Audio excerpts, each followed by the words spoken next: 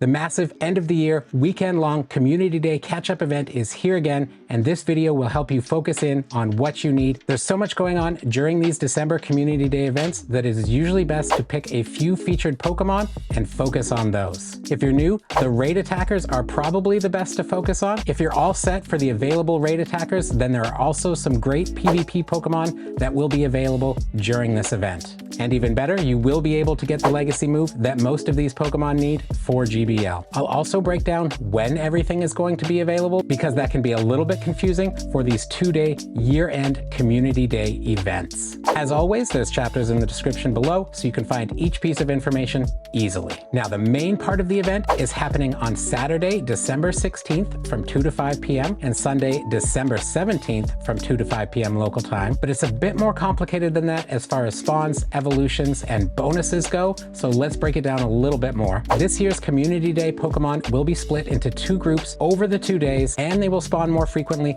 during the 2 to 5 p.m. event hours on their designated day, and they will also have the Calm Day boosted shiny rates during those times as well. I'll go over each group and which day they will be featured in the wild spawn section of this video. However, all of this year's Community Day Pokemon will spawn more frequently from 9 a.m. to 9 p.m. on both days. There is no boosted shiny rates outside of the 2 to 5 p.m. event hours. However, it is a great way to stock up on candies if you need them. The 2023 Calm Day Mon will also be available from timed and event field research. And then also coming back during this event are this year's Community Day Classic Pokemon, which will appear at the end of each hour from 2 to 5 p.m. local time. So that will be at 2:50, 3:50, and 4:50. And the last bit of important information as far as timing goes is when you can evolve Pokemon to get their legacy moves. And you will be able to get the legacy moves for both the 2023 and the 2022 Community Day Pokemon during this event. And the best part about that is that you can do it anytime between Saturday, December 16th, starting at 9 a.m. and ending on Sunday, December 17th at 9 p.m. So you can evolve these Pokemon at any time between those times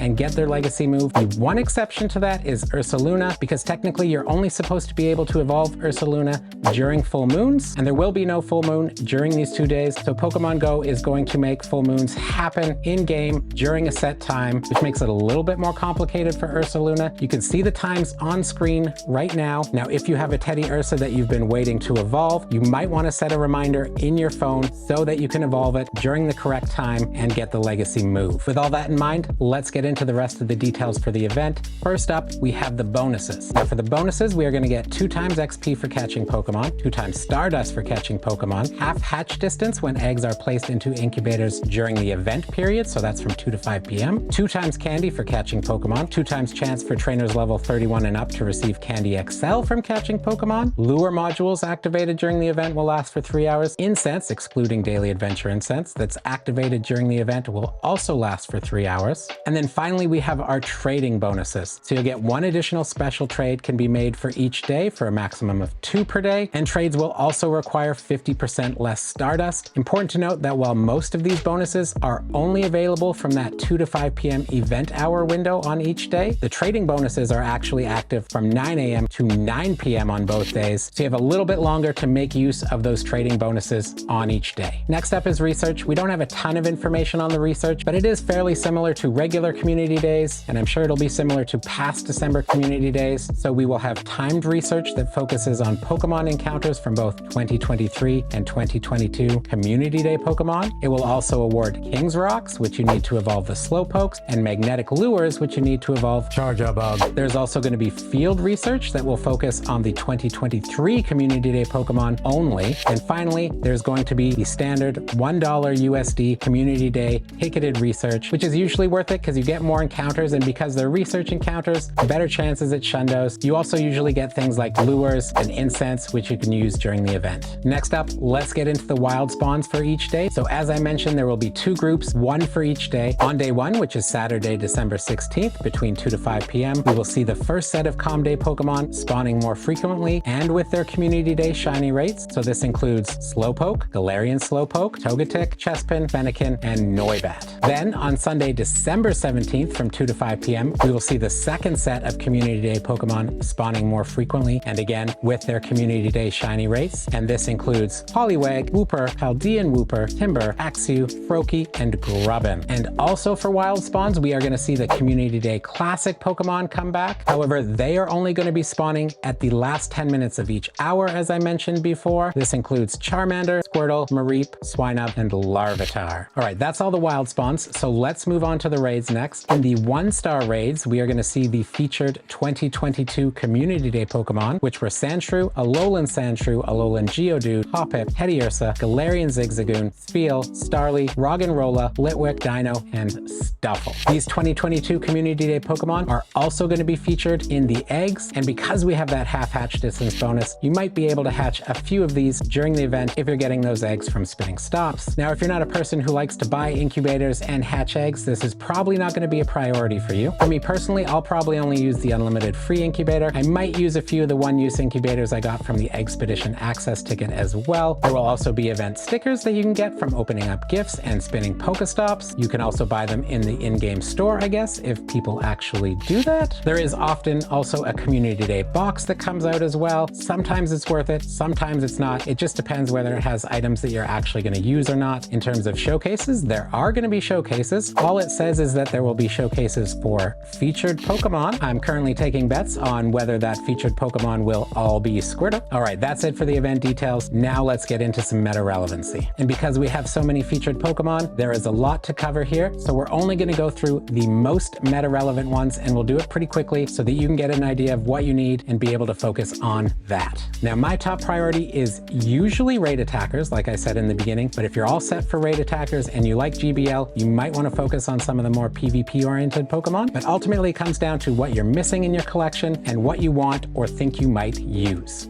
So let's get into it, starting with Charizard. Now, Charizard does have 2 Mega forms in the game. There's Mega Charizard Y with Blast Burn, which is a decent fire-type attacker, ranking number 1, excluding Shadows. But you do need that Blast Burn Calm Day move, which you can get during this weekend. And then there's Mega Charizard X, which does need Dragon Breath, but it's still kind of outclassed as a Dragon type, coming in at number 16, no Shadows. Now, you could get one of each to have, but if you're just wanting Dragon-type attackers, then Haxorus, which evolves from Axew, will be available this Calm Day Catchup event and performs much better as a Dragon-type attacker, so you'll probably want to focus on that one instead. The nice thing here is that when you evolve Charizard, you will get both moves. So you get Blast Burn as the charge move and Dragon Breath as the fast move. Now, in terms of PvP, it performs best in Ultra League, and it needs Wing Attack to do that, which is a legacy move that you cannot get during this event. Now, I personally have liked running Charizard this season with Alolan Sandslash, particularly the Shadow variant. Those two paired up with Jellicent have done pretty well in the Ultra League for me. Now, that's a team I got from a Dan Ottawa video, and he's a great Pokemon Go PvP content creator. If you want to check his videos out, I'll put a link to his channel in the description below. Next up, we have Blastoise. Blastoise also has a Mega in the game, and its Mega is a decent water type attacker with that Hydro Cannon, which you will be able to get by evolving it during this Calm Day. However, there are better options, but if you need to fill out your water type roster until you can get your hands on those better options, he is a decent choice. But again, as soon as you have something like Kyogre, you'll want to primal that when a water attacker is needed, and then just Rego Blastoise is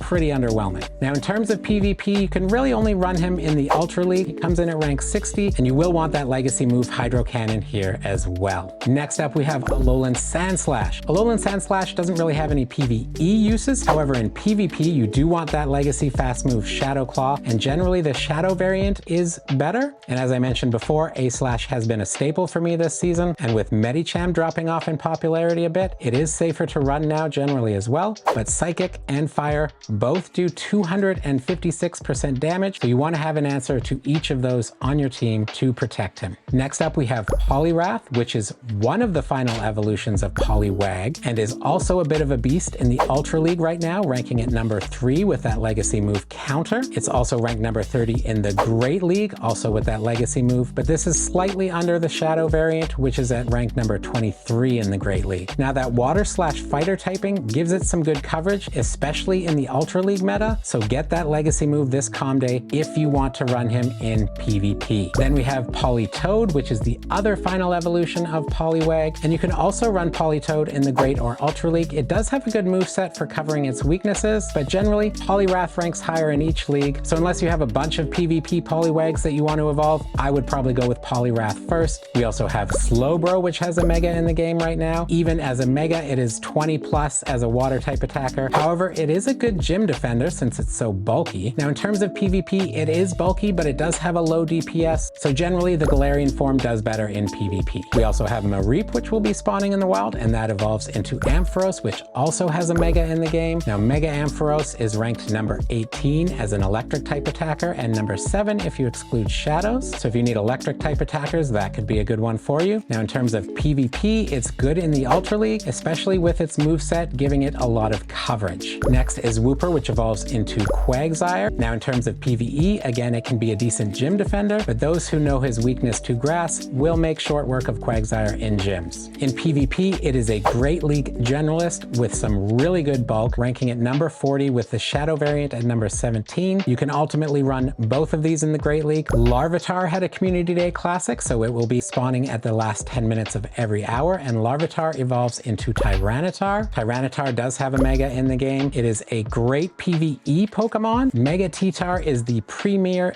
Dark type attacker, followed by Shadow T-Tar, and you want that Bite and Brutal Swing, so no legacy moves required for that. It is also a great Rock type attacker, but you do need the fast move Smackdown, which is its legacy move. Thankfully, you will be able to get that during this Calm Day. It's also good to have a bunch of high IV Tyranitars generally as raid attackers. In terms of PvP, he is ranked 84 in the Master League, but is outclassed by its Shadow variant, which comes in at rank 79. So if you've been saving a Shadow Larvitar for Master League, evolve it during the Calm Day to get that legacy fast move Smackdown, because that is its preferred fast move for PvP. Spheal is also going to be spawning, which can evolve into Walrein. Now Walrein is a pretty decent ice type attacker if you need to fill out that roster for PvE. However, there are better options out there, and if you have those, you probably don't need to focus on Walrein for that. It is also pretty good in the Great League and Ultra League, although the Shadow ranks higher in both. But personally, I've had a lot of fun with my non-Shadows, which retain more of their bulk. So up to you whether you want to go Shadow or not on those. We're also going to have Starly, which evolves into Staraptor. Staraptor can have some PvE uses as a flying attacker, good for taking out fighters like Machamp, so that can be handy for those fighting type grunts. And Staraptor is also good in the Ultra League, but can be run in the Great League as well. Then we have Togetic, which evolves into Togekiss. Now personally, I have a little bit of a bias here because I do love Togekiss. I use it a lot for PvE. It's pretty solid for taking down dragons with those fairy moves, and it will last quite a while in those dragon raids because of the double resistance to dragon type attacks. However, it doesn't hit quite as hard as, say, the dragons for taking down dragons, but that bulkiness can come in very handy. Personally, this is going to be my top hunt for day number 1. I need more candies. I've got a whole army of Togas that I'm powering up. Now in terms of PvP, because it's so good at taking down dragons, it does rank the highest in the Master League. You can run it in Ultra League as well, where Giratina is going to be its main target, as well as some of those dark and fighting types. We also have Swinub, which evolves into Mamoswine. Now in terms of a raid attacker, the Shadow is superior, but the non-Shadow form is still an amazing ice type raid attacker and a solid ground type, even without the attack boost from Shadow. So if you need to fill out either of those rosters, you're probably going to want to get a few good high IV Swinubs. You can also run it in the Master League for sure. As an ice and ground type, it also does fairly well in the Master League, but you're going to want to protect it as it doesn't have many resistances. Those Stone Edge or high horsepower charge moves do give it some nice coverage to its ice type moveset. Timber will be spawning in the wild once again, which is very rare. Normally it's only in eggs or in raids, and Timber can evolve into Conkeldurr. In terms of PvE, it is outclassed by some other fighting types like Lucario or even Shadow Machamp and the likes of Terrakion as well. Now in terms of legacy move, the nice thing here is if you're using it as a fighting type raid attacker,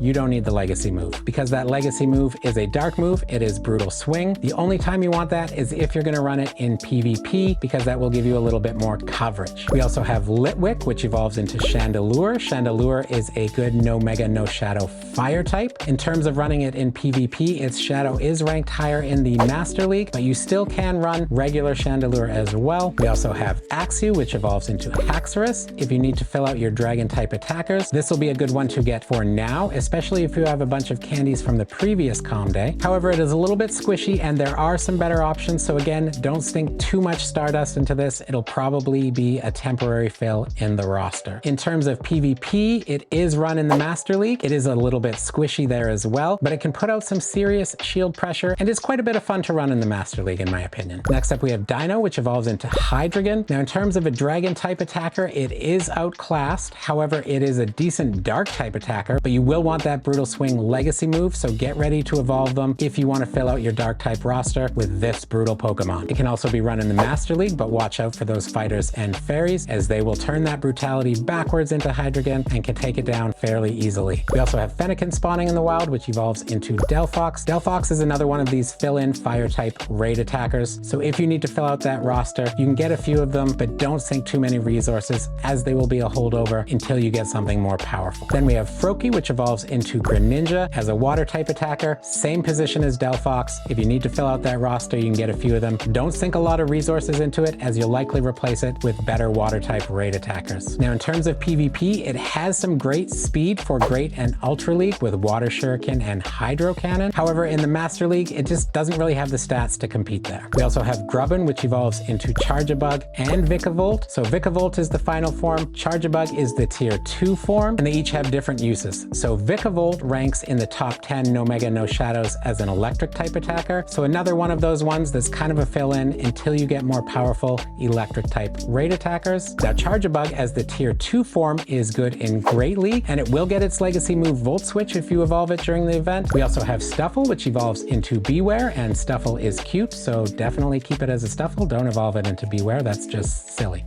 Don't do it.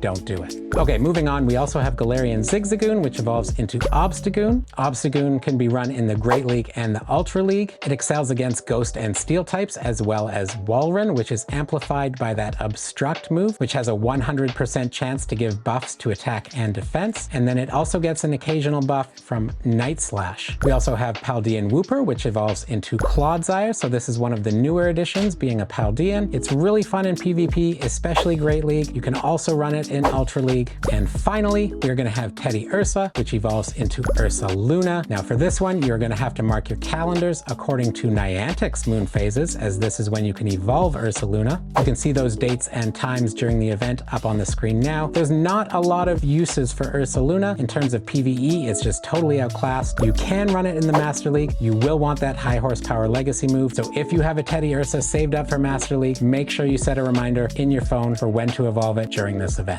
All right, that is a lot of Pokemon to focus on. There's no way you can focus in on all of them. So pick out your top hunts for each day. Choose a Mega that matches up with whichever one is your top, or hopefully it can cover a few of your top hunts. And don't forget, you don't have to do the evolutions from 2 to 5 p.m. each day. You can do them starting on Saturday at 9 a.m. and ending at Sunday on 9 p.m. So lots of time out of those main event windows to do your evolutions. There's definitely some good stuff in this event, especially if you're new. So if you're missing any of these Megas, raid attackers, PvP Pokemon, or of course any of the shinies, definitely get out there and hunt them during this event. It'll also be a great time to stock up on candies because again, remember, you don't have to limit yourself to that 2 to 5 p.m. window. You can hunt the candies anytime between 9 a.m. and 9 p.m. on both days. Just keep in mind that that shiny rate is only going to be boosted during the 2 to 5 p.m. event hours. All right, everybody, if you found this video useful, give it a like. It really helps me reach a wider audience. Subscribe if you want more Pokemon Go news, tips, and live streams. If you want more Pokemon Go content right now, check out the video on the left or the one on the right. Happy hunting, and we'll see you in the next one, friends. Power to the people. Power to the people. Power to the people.